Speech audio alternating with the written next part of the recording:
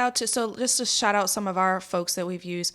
Shout out to Dr. Robin Brooks, who's actually my cousin. Shout out to Jasmine Womack. Yeah. Shout out to Dr. Jenna Dyson, that have helped us in lanes that we didn't have expertise or knowledge in.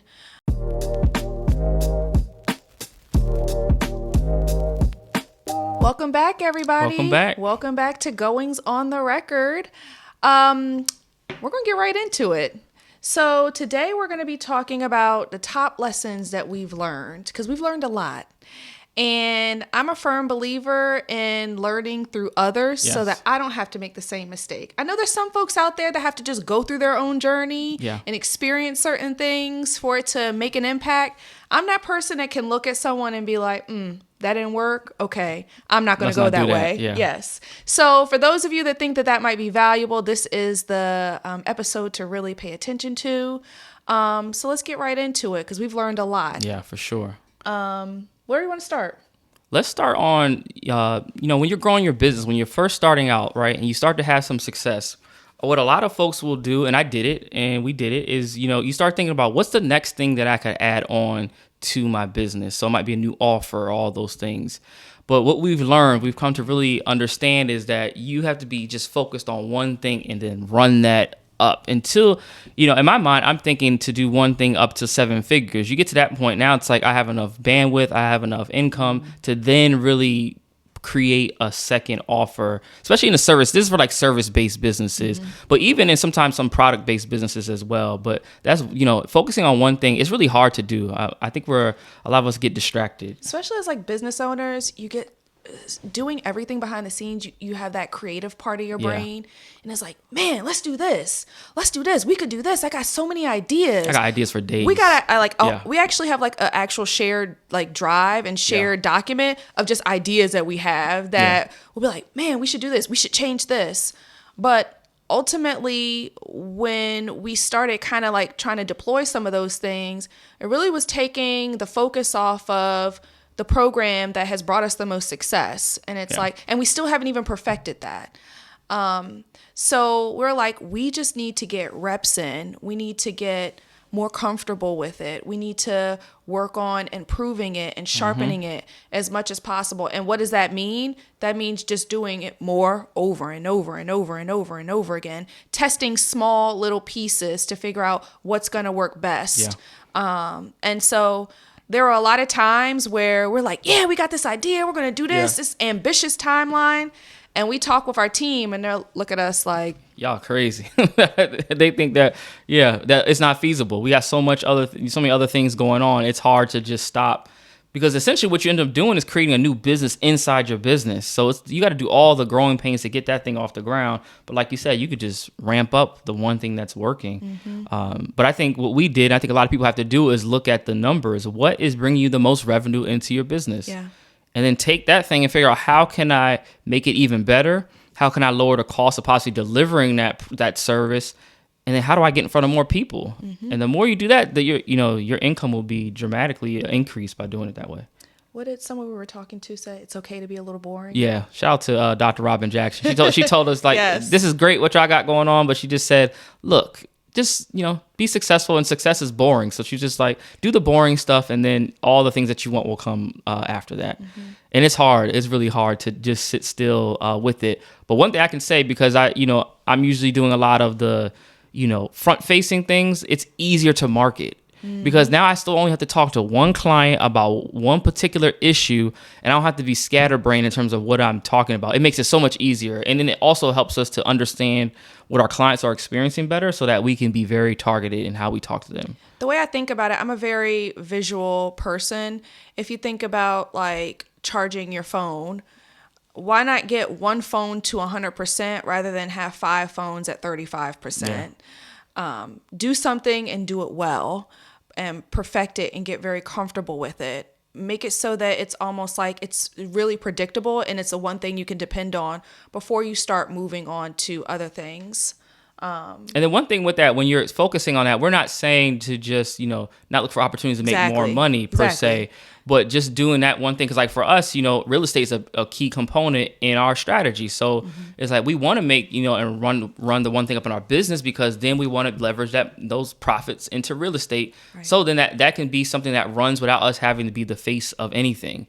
And so you just got to think about what's your end game and your strategy, but still just run up, continuously doing the one service and do it over and over again. And there definitely is, like when you're focusing on whatever the core part of your business is, there's ways to get creative and not be like too entirely boring. Yeah.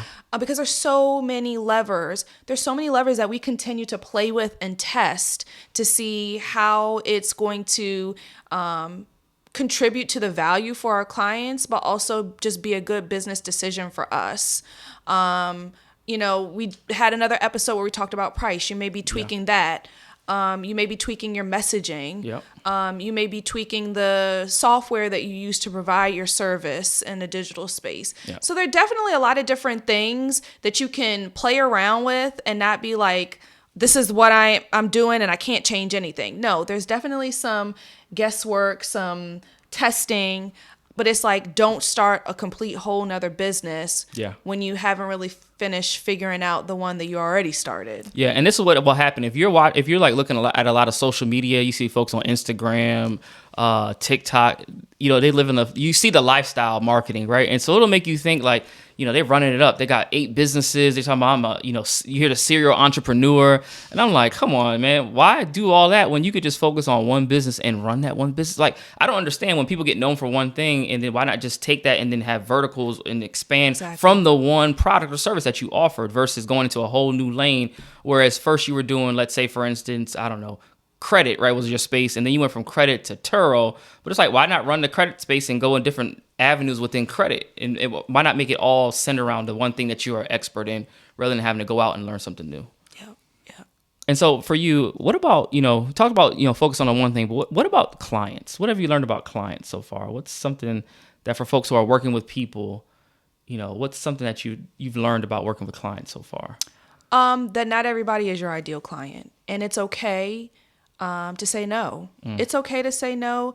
It's okay to use your brain and discretion to say no, because not everybody is your ideal client, and not everybody's money that they're willing to spend is good money for you. Yeah. And so having some sort of a application process or a consultation process where you can get to know a little bit more about that person prior to allowing them to sign up for your services is key, because that's where you're kind of dating that person, especially with us in the coaching space. Yeah. A typical engagement for us is 4 months with a person. So it's very important for us, because we're just in the business of helping people, is to, number one, make sure you're a good fit. We don't want you spending money to join our program and it's not a good fit for you, because at the end of the day, everybody's going to be disappointed. Yep. So you definitely need to have some sort of a place or check and balance and system where you can see, like, is this a person that, number one, I want to work with? Is this a person that's ideal for my service and that can be, at the end of the day, satisfied with what I'm offering? Listen to the red flags. There have been some sales calls where it's like, okay, I don't think we're going to be a good fit for this person. And they may be ready to like stroke that check. Sure. And I'm like, I either don't think they're ready. I don't think that they're a good fit. I don't think they're a good fit for your coaching style.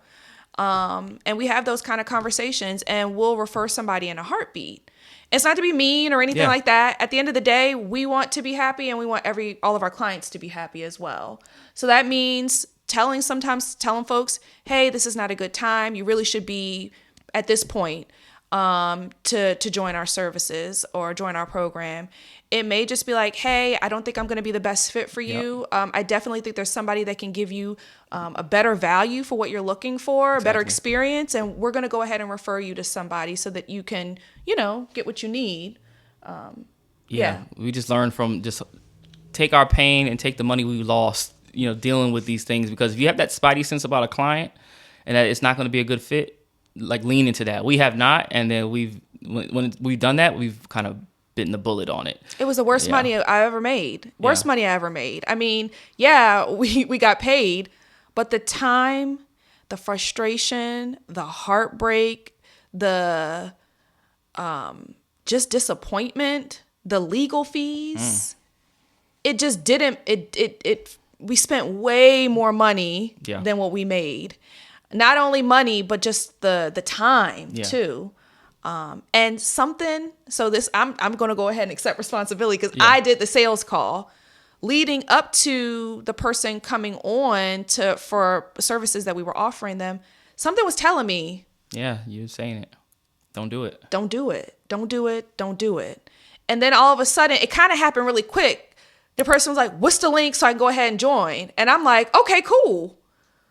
But something kept telling me, and I didn't listen to it. And worst money ever made. Actually, we didn't make money. We lost money. Lost a lot of money. And it's not worth it with the clients. So I definitely think if you're in a service-based industry working with clients, be selective. You should be. It's your business. You should want to work with who you want to work with. It's not, you have control over that. So I say definitely keep that control, and you'll know over time who's the right person and who's not. But always trust your instinct and your gut on that. Absolutely.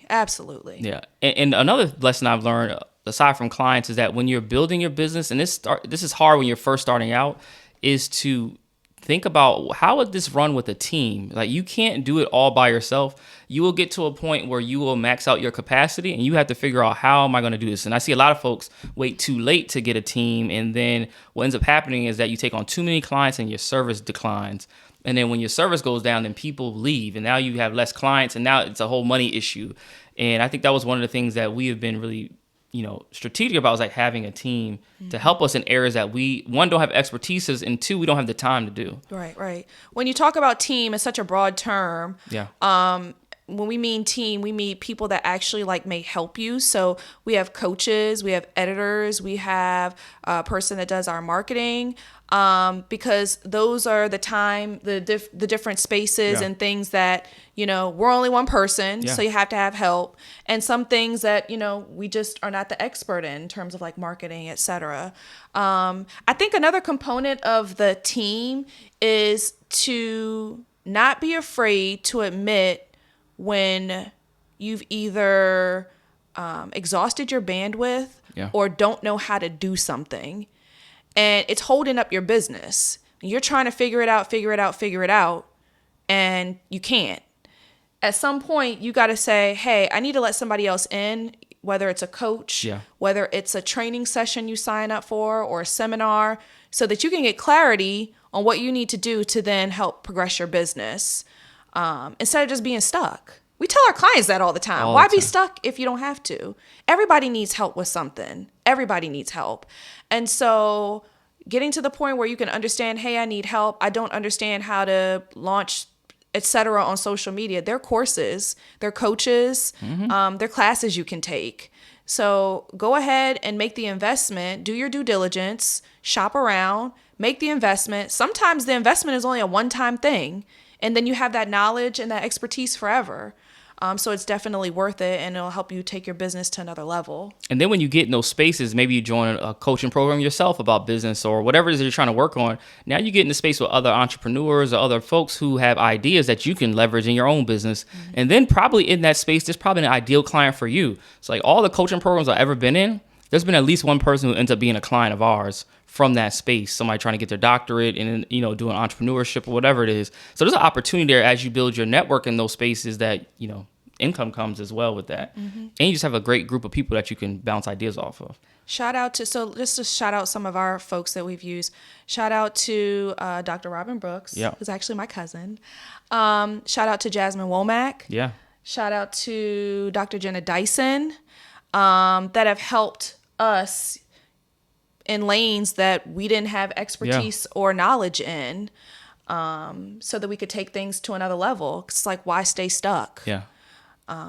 And without those folks, I don't think we'd be where we are right now. Yeah, and what you're paying for is somebody's system to help you get to the result faster. You could do it. I mean, you probably could figure it all out, but by the time you do that, you wasted just too much time. The time is really more important than anything else, because the time that you waste is money not in your pocket. And so I think, we've had to learn just to stroke the check. It's hard. It hurts though at first. Oh my God, yes. Yeah. Yes, it can. Yeah, so you start to figure out these things. This is why, our past episode about pricing, you got to really consider your pricing of your products because you need money to do these things. Like, so part of your budget should be, maybe I need to invest in a coach this year for a particular thing. And so you got to kind of account for all of that in your planning and your budgeting.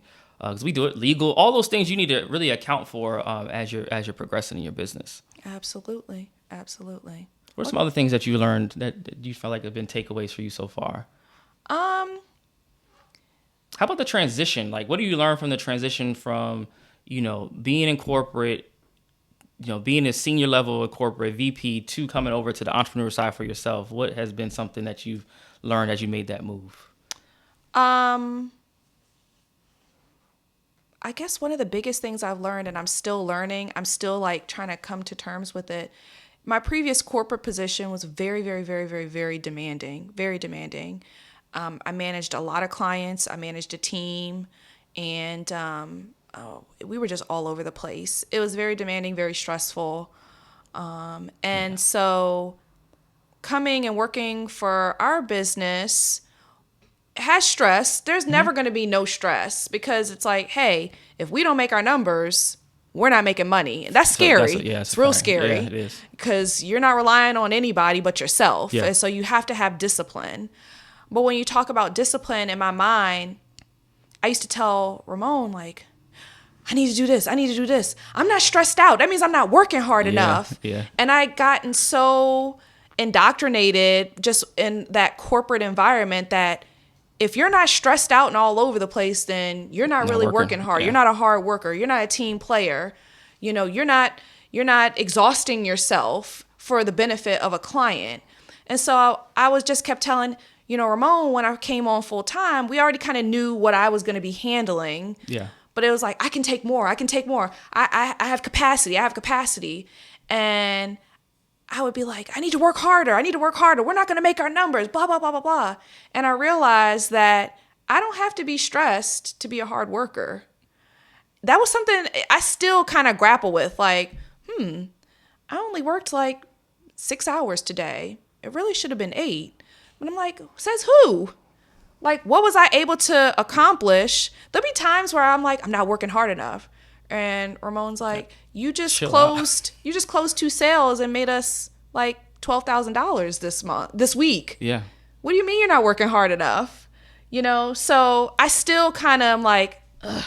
It's this thing I'm still trying to teach myself, but that's one of the big things I've learned. I'll piggyback on that too, because then, as a professor,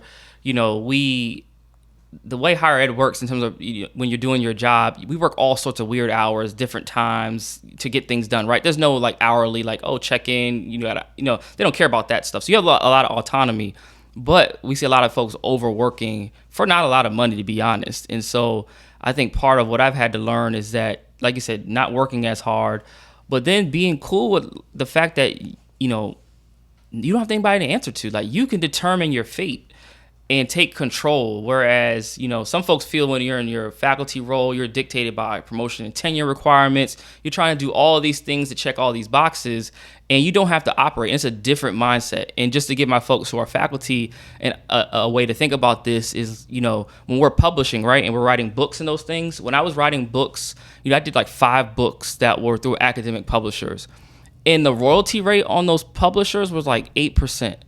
I was never seeing any royalties or money from the book. So like, I literally was making the publisher's money, but had nothing to show for myself.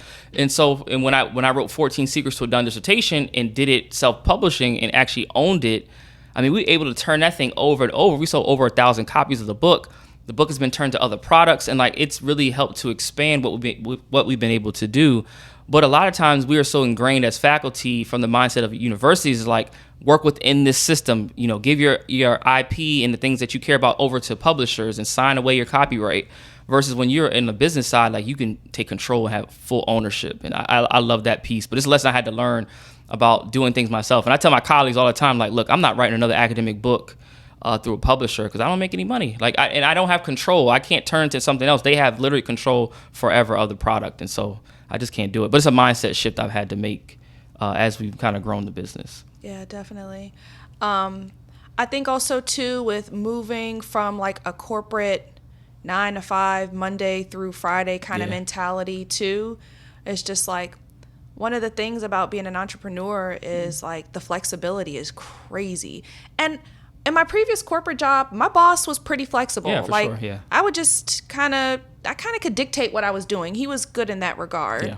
But even compared to that, like the flexibility is crazy. But with that flexibility comes discipline. Not saying, like I said, you have to overexhaust yourself to be disciplined or be considered a hard worker, but you got to do what it takes. And, you know, if one day you're like, hey, I'm going to take some time to go do whatever, then that means you got to make up so that you can make your sales and do everything that you need to do to get that activity in. So the flexibility is an amazing reward, but you definitely do have to put the hard work in. Not necessarily overexhausting yourself to the point of like illness. But it definitely is a perk. Like yesterday, for instance. So my dad and I, we wanted to do like a daddy-daughter date kind of thing. And we hadn't done one since last summer. And so we've always been talking about it. We need to schedule it. We need to schedule it. We need to schedule it. And so last week, he was like, you know, we need to schedule another lunch date and like hang out or whatever. And I'm like, let's stop saying we're going to schedule it and let's schedule it now. And so last week, I scheduled it and we did it yesterday. And the ability to not have to check in and ask anybody or put time off in a system, it was just so refreshing and rewarding. But with that, meant that if I'm spending the day with my dad, then that means I need to get all my work done so that I can feel good about us progressing towards, you know, our goals for this month in terms of the business that we need to hit.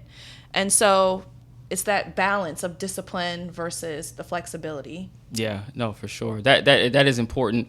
Another lesson I think for me that I take away from this is that the only way you win at entrepreneurship and business is if you keep going. And so we'll have some times we're like, how are we going to get these sales for this month? And next thing you know, because we keep pressing the gas, and next thing you know, those sales just start popping up. Like, you know, it happens really quick. And then you're always surprised when it happens.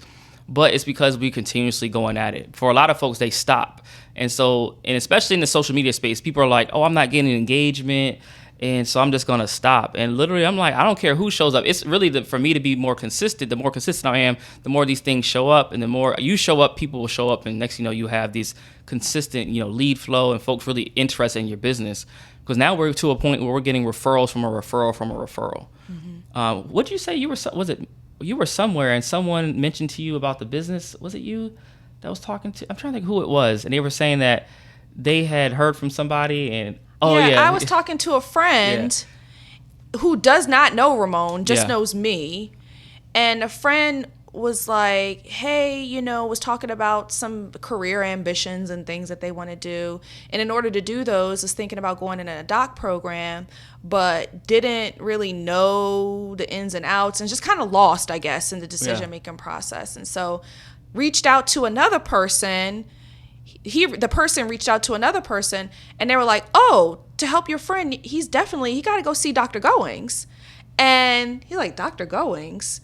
Now, this person knows me, doesn't know Ramon. Yeah. Goings. He's like, that has to be Renee's husband. Yeah. And so I'm like, it's like a referral of a referral of a referral. So, like, the ripple is just expanding further and further out. Yeah, and you just got to show up, especially if you're trying to promote online. Like this stuff, you're at the sometimes the mercy of these algorithms and those type of things, but just consistently put your stuff out there and not concerned with the engagement, because there are a lot of people who have, you know, thousands of followers and it looks good on social media, but they don't have no money in the bank. And, you know, you don't need a big following. You don't need a large group to make money. And so I think for a lot of folks, we kind of had we see what we see online. We think that's how we're supposed to show up. And that's not the case, but it's just, the more consistent you are, even though it's hard, I'm not gonna lie to you.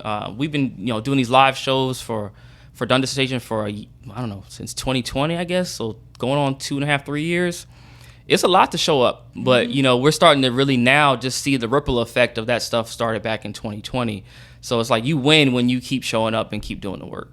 Yeah, definitely. And I know that, you know, with him being like more the face of the business, when he talks about, you know, you got to just keep going, you got to just keep going, you know, for the most part, I do most of our sales and consultation calls. Yeah.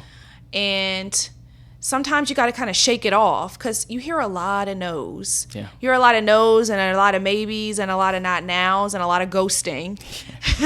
And it's very easy to just be like, man, this isn't working. I remember like last year we went through a slump where I had a lot of sales calls and everybody was saying no. Yeah. And I'm like, dag, man, what am I doing wrong? And I'm trying to perfect it. But it was just understanding, keep going, keep pressing. And you're going to have up months and you're going to have down months, but just keep going.